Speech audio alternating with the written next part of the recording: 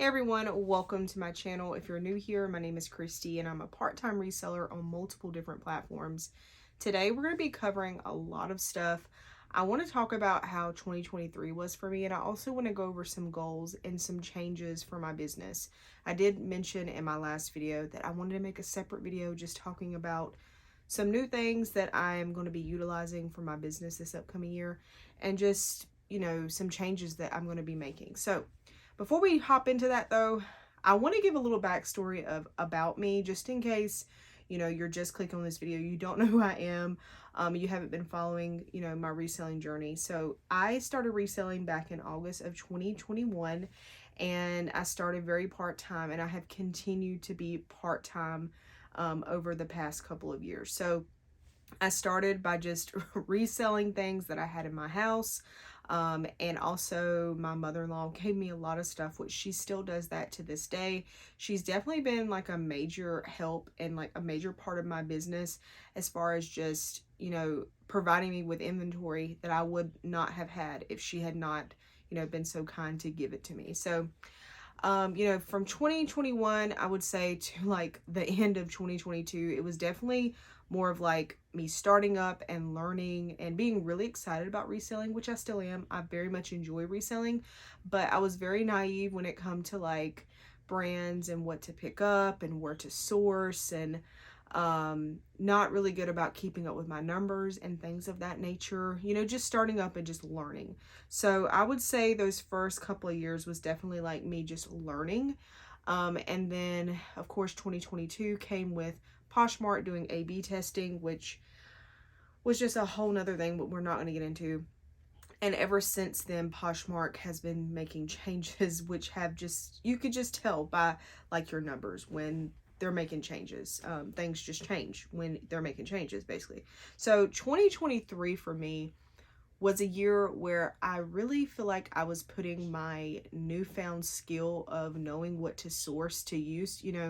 2023, I definitely had gained a lot more knowledge of what would sell and what would not sell, things that were worth my time, so to speak, and I definitely saw that in the stuff that I was sourcing. I would source that a lot of my stuff that I would source would end up selling very quickly, because I was keeping up with trends and keeping up with things that are quick selling. But also 2023 was a big disappointment when it comes to my numbers. And, since like we're coming into tax season, I've been going over my numbers, and for the past couple of months, my numbers have been very disappointing. And if I could give you a reason for that, I really don't have one. I've been doing basically the same things that I have been, but I will say since probably like the end of last summer of 2023, sales have not been consistent, and I've said that so much in my videos. If you've been watching me, you're probably so sick of me saying that, but it's true. Things have not been consistent. It's up and down, and Poshmark is up and down, and eBay's up and down, and maybe it's me, maybe it's what I'm sourcing and what I'm doing towards my business. I would not say that it's most likely not a user error, so to speak, but I feel like I've been doing what I was doing the first 2 years that I was reselling, and I'm not seeing the same results as I was those first 2 years. I've seen growth, but it's not the growth that I've wanted it to be. And for that reason, I have been just thinking about some changes for 2024, which we're about to get into. And I'm definitely going to be making some changes. So what is going to be changing for 2024? So one thing that I have decided that we're going to say for at least a couple of months, we're going to see how this does. But my new plan is to do less sourcing from Goodwill and more sourcing with boxes, either from Helpsy or Boutique by the Box, or even sometimes ThredUp, which I have like a bad taste in my mouth with ThredUp, just because the last 2 boxes I got from like them was horrible. But I'm going to be looking at other ways to source. The Goodwill outlet for me would be really ideal if I live closer to one, but I do not. If you're new, I live in a country, like very rural type of town, and the closest place for me to source, like a good sourcing place, like a Goodwill, is 30 minutes. So I literally have to drive 30 minutes to any Goodwill, and I have to drive an hour or more depending on traffic to go to a Goodwill outlet, or otherwise known as the bins. So for me, it's just, even though like in the past I've wanted the Goodwill bins to be a part of my business, I just have not been able to, because every time I've tried to do it, it's just not been worth my time, because even though I'm paying a very low price for the clothing that I get from there, I can't go that often. And if I did, I would have to stay for a long period of time, which I wouldn't say that I'm like not willing to do, but it's just the drive. It's basically just the drive. Not that I'll completely cut out the Goodwill bins this year. I probably will go once or twice, but it's not going to be like a major part of how I'm sourcing. So I feel like the best way for me to source right now, and something I'm going to really be trying to utilize, is what I'm getting at, is receiving boxes sent to my home. That way I'm not driving. I might have to spend a little bit more per item sometimes, but it will be worth it, because I will be saving time, gas, energy, and using that energy towards listing and being better about, you know, my numbers, and doing other things for the business that is needful, if that makes sense. So that is like the main reason I'm going to be trying to go towards boxes, and see how that works out. Also, I feel like, let's say I drive 30 minutes to Goodwill and I spend like 2 hours there. By the end of that 2 hour mark, like I'm pretty tired, and ready to go home. I guess it just, you have to like get yourself used to staying for hours and hours at a time. But by that 2 hour mark, like I'm pretty like beat. And for most people, they'd be like, okay, I'll just go tomorrow if I don't get enough stuff. But for me, that means I'm gonna have to drive another hour, you know, there and back, an hour, to go to that Goodwill, to source, and it ends up just not being, you know, worth it to me. So when I go, I try to go sourcing to Goodwill like once a week, and a lot of times I'm only leaving with like maybe 5 really good items. And another thing that I'm going to be doing in 2024 that I was doing in 2023 is just being really careful with what I pick up, not taking as much chances on things, making sure that sell-through rate is good, making sure I'm going to make a good profit from that item. Am I perfect with that? Absolutely not. But I'm trying to be that way. So when I go, I'm being pretty picky, and I'm leaving with not enough items to list for the week. So that's why I'm going to try to start doing boxes. That was like a long explanation, but we're just talking about this. Another reason one of the reasons I'm putting all this out there is just in case, like, maybe you're feeling discouraged, maybe your numbers are not where they want to be, or maybe you're wondering like what you could do differently. I'm just like sharing this in hopes that like it's an encouragement or helpful to you. Okay, so another thing that I'm not going to be doing this upcoming year that I have done in previous years is I will not be posting everything or listing everything. So I know there's certain resellers that I've heard say this, everything will sell, and it will. The issue that I have there, and what I've learned over the past couple of years, is yes, maybe I can get like $10 for that item, but I have spent so much time on it. By the time,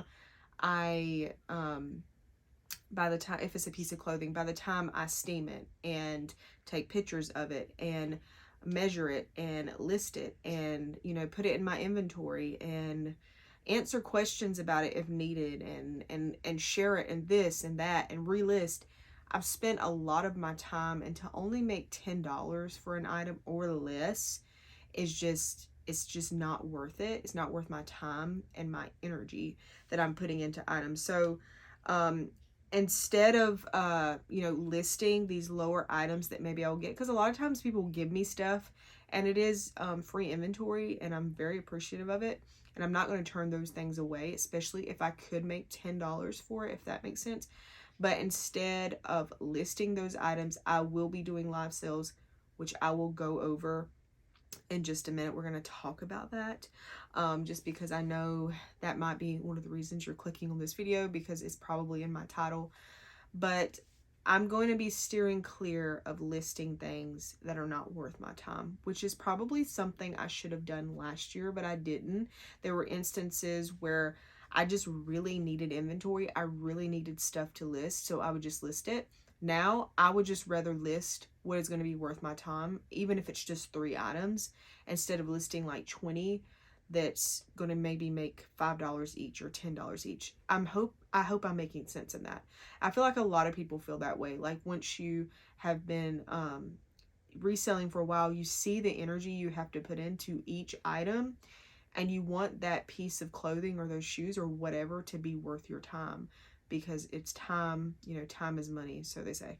Okay, so let's talk about live sales, which is something that I had talked about not wanting to do very recent, like within the past month. I'm just looking at my notes to make sure I have not forgot anything that I wanted to say. But about a month ago, I made a video and I had said, I definitely don't want to do live sales right now. I've since changed my mind. One day I was just thinking about it. I'm like, you know what? I don't really know if I don't like it until I try it. You know what I mean? So I decided to sign up and I was approved for it, and I did my first live show, and it went well and I enjoyed it. It was actually pretty fun. But one thing I will say is I don't feel like live shows is something that I want to pressure myself doing and like have some schedule and be like, hey, I'm going to do a live show every Thursday. That's not how it's going to be. I'm going to be utilizing live shows with my reselling business to get rid, well, I don't want to say get rid, but to move inventory that I know is not going to, bring in as much of a profit. So if it's going to bring me, off the top of my head, let's say less than $15, I probably will be putting those on live auctions. And let's say I did put some money towards that and I have a cost of goods, I will auction them just to get the cost of goods, if need be, just because I don't feel like it's worth my time listing. I hope I'm making sense, but that is kind of like where I am right now, where I will just move inventory if it's not moving, if it's something that is stale, if it's something that's just sitting in my inventory. Just like lately, my live sales that I have done, I think I've done 4 or 5 at this point, has been inventory that I've had since 2021. Some of them have been really good brands, but they're just not selling. There's stuff, Anthro brands, and I've even tried to auction off like a free the people, a We the Free piece, and stuff like that, like really nice pieces, but they're not moving, and I'm just tired of sitting on them. I don't want to like have inventory that's been sitting for like 2 or 3 years. I'd rather go ahead and turn that item for like $3 or $5, and then take that and put it towards something that's going to move quicker and bring in more of a profit. So that's kind of where I'm at with that. Again, not pressuring myself with live sales, not putting myself on some schedule. There are more going to be pop-up sales. If you're interested in watching one of them or being part of them, I know a lot of people are just very much against them. I completely understand, which I will get into in just a second. But if you're interested in actually watching one, I'm going to have my Poshmark closet down below. It'll be the first listing you'll see. Like this post to be notified when I go live. If you're interested in just seeing how it is or buying from me, just like that post and you'll get notified when I go live. But the thing about live sales is I don't feel like it's worth the time in some instances, just because a lot of times people are looking to get things for $3 to $5. I don't know how successful people are who when they're auctioning things off for more than that, because I have not tried, and I really don't watch live shows, if I'm being honest. When I first started doing live sales, I was like watching some live shows. Then I had this instance, and this is a whole nother story, and I'm trying not to get on a whole nother subject, but I just have to share this because this gave me like just put like a bitter taste in my mouth towards live shows in general. But I was watching a live show one day and I accidentally clicked bid in the middle. It was an accident. It was like a body part of mine clicked bid when I was watching it. So beware, because like literally it was just a mess. So that happened, and So I bid on this and I won. And I'm like, wait, oh my gosh, I just bought this and I did not mean to. So of course I didn't know what to do. I emailed Poshmark because when I had tried to cancel it, it said you couldn't cancel um when you bid on something or something like that. I can't remember exactly what it said. So I emailed Poshmark and I basically tell them what's going on. I don't hear back from them, but I message the buyer and I'm like, hey, I did not mean to buy this. Can you please cancel? And she was so nice to cancel it. But I've seen so many people put in their titles like no cancellations.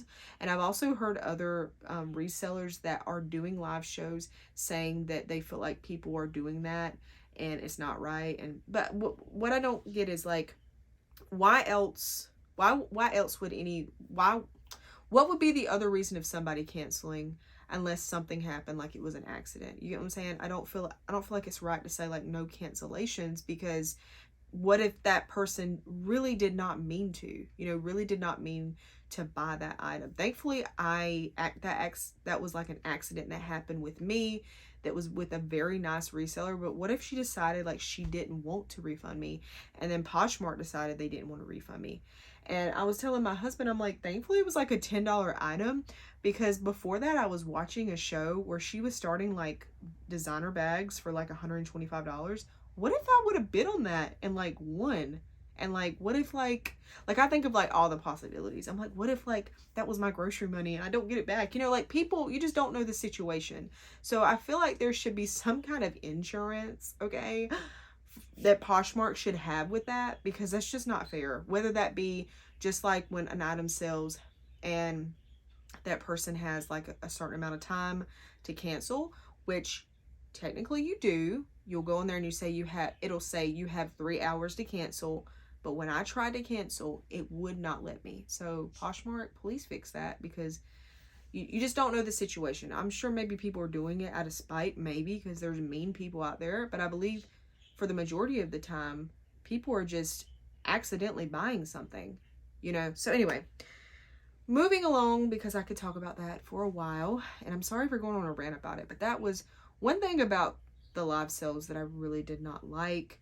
But anyway, let's go ahead and move on. So that's kind of my thoughts of live sales, and where I'm going to go from that. It's not going to be a major part of my business, at least not right now, unless I get some kind of inventory that I can auction off for $5 a pop and still make some kind of, some kind of profit from it. Then maybe we'll see. You never know. So let's talk about promoted closets, because that is something else that has been going around that a lot of people are like totally against, which I totally understand. Okay, just because Poshmark has just been bringing all these new changes, and it's really messed up how it used to be. We're so used to it being how Poshmark used to be, and there's just been a lot of changes the past 2 years that's just is startling. So talking about promoted closets, I also signed up for that because I'm like, you know what, I've already tried live sales, might as well try this if they will accept me or approve me, whatever, just to see how it is. And I was approved for that, so that was great. So I started that, and it was a 2-week trial, and I believe my trial ends, or it has ended, I cannot remember. But you basically are given a 2-week trial, and of course they pay for it, or they cover, your weekly budget for you. So you're given a weekly budget, and the weekly budget they gave me was like $40 or something. I don't even know. I think like $39-$40 was spent for the 2 weeks that I have had it. So technically you could say that's $20 a week, because you do weekly, and you can set your budget to anything weekly, if that makes sense. Depending on like your closet size, it will give you a suggestion of what to set your weekly budget to. So you're given that weekly budget, and I don't know how it works, but basically I was invited to like a webinar. I think it was like last week or the week before, where they were going to go into detail about it. I did not make it. I completely forgot about it and I missed it, but hopefully eventually they will come out with some more information of what that means, like how that money is spent. So let's just talk about my thoughts initially, because I can't like completely explain how it works because I don't have all the understanding of it. But I will say this, for the 2 weeks that I'd had it on, I did see a major uptick in the visits to my closet, the likes, and even the sales. So not just with promoted sales, like promoted listings, excuse me, like the ones that were promoted. I guess everything's promoted because your closet is promoted. But you know, what happens is when something sells and it's sold as like promoted, you will see what sold as promoted. Does that make sense? Yes, that makes sense. And then I was having other sales that were not promoted. So like technically, even though your closet's promoted, I don't believe all of your listings are promoted. Correct me if I'm wrong, because if so, I was having sales that were not part of promoted. Anyway, so I saw a major uptick not only in the visits and the likes, but in sales. For the 14 days that I had it on, $39 was spent, which I did not pay. Poshmark paid. 11 items were sold, and that was a total of $200. That's just the promoted listings. There was other listings that were being sold during this time that were not part of that. So that just kind of shows you or gives you an idea. You know, I feel like it was worth it. I feel like it was kind of worth it, just because I feel like there was more traffic to my closet.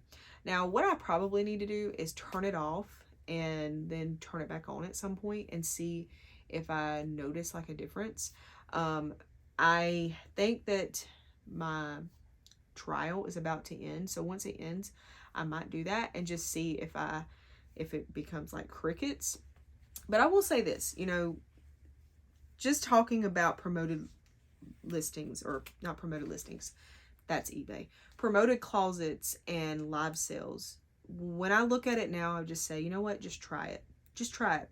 Just try it. If you're able to afford, you know, the promoted closet, just try it. And even still, when you are approved, they will give you 2 weeks. Try it and see if it is beneficial to your closet, you know, depending on the size of your closet.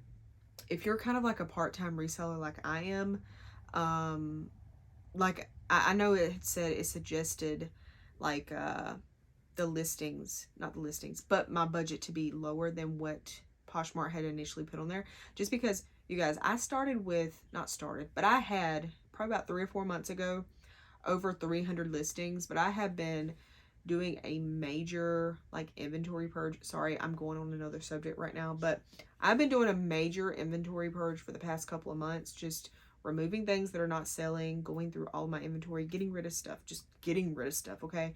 And I think I'm down to like 240 listings, or 200, and my laptop's right there, like 250, 240 listings. So I have got rid of a lot of stuff. I have auctioned off a lot of stuff, and it feels good. It feels nice. I feel like I'm getting like a fresh start in my closet, and I'm totally fine with that. But going back to promoted closets, just try it. And see what happens. You know, maybe it'll be beneficial to you. You know, just like it reminds me of the whole, what is it called? Posher VA. I know when I had first started reselling, a lot of people were still against Posher VA. But over time, people realized it was very beneficial for the business. And eventually we're doing Posher VA, or now there's Flip, which has like a free share. But I still use Posher VA and I pay for it, which I probably shouldn't because I need to cut some costs. But I like the whole dynamic of it a little better and how it's set up. Anyway, people were not speaking against it, but we're not necessarily for Posher VA, and now they are, just because it's beneficial to the business. So if promoted listings or promoted closets, I keep thinking promoted listings because of eBay, if promoted closets are beneficial to your business, I don't see why you shouldn't do it. You know what I mean? I don't see why you shouldn't just try it out for your business. So yeah, that is it, you guys. I just went over all of my notes that I had kind of written down of what I wanted to discuss and talk about. You know, we're just gonna see how 2024 is. I do have some goals. I don't have goals as far as numbers. I just have goals as far as where I'm spending my time, and for things to be that I list to be worth my time. That is like a major goal for me for 2024, and to stay organized and to stay on top of my numbers and just try to have a good year and not pressure myself and not sweat it, just take one day at a time. But let me know down below, what are your goals for 2024? How was 2023 for you? Was it a good year, or was it like a struggle year, kind of like with me? And yeah, I love to hear from you guys. I hope that this video was somehow beneficial to you, that it motivated you or gave you some ideas or whatever. And I hope that you guys are having a good 2024 so far. And I will see you guys in my next video.